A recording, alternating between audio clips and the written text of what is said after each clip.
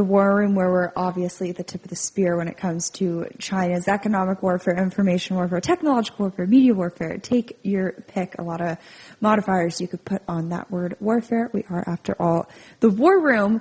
But the sort of, I think, in some ways, almost kinetic warfare they got going down in Latin America, or at least on the rare earth front, plowing just wild resources, cash, personnel, buying off mayors. It's truly insane. And Nathan, you've also got a great piece up in Human Events Denver. We can flash it on screen. If you want to sort of walk us through, you have some really specific examples of the Chinese capture going on down there, but also what the Pentagon can do about it.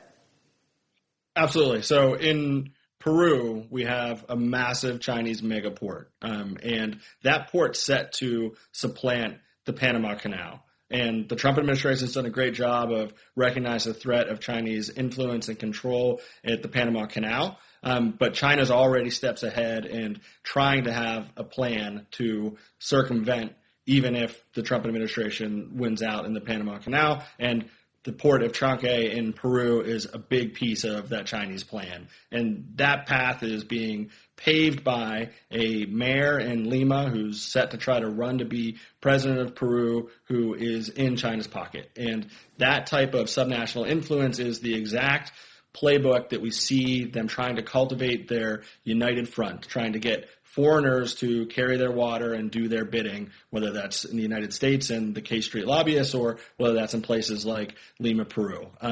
But the plan doesn't just stop there. The progress that they've made has also been expanded into Brazil, and they have a bioceanic railway that's intended to connect to that port in north of Lima and connect it to all the productive economic resources in Brazil, to allow China-Brazilian trade to flourish and to supplant not only the trade that's moving through the Panama Canal, but also to allow Brazilian exports to China to supplant American exports and to take market share from American farmers. So when we look at the dent in soybean exports and the dent in sorghum exports, it's directly tied to these actions that China's taking in Latin America. They're also getting positioned with control over these key infrastructures to be better able to listen and disrupt through operations in our hemisphere and projecting power into the United States. So it's hard to overstate the nature of this threat. It's economic, it is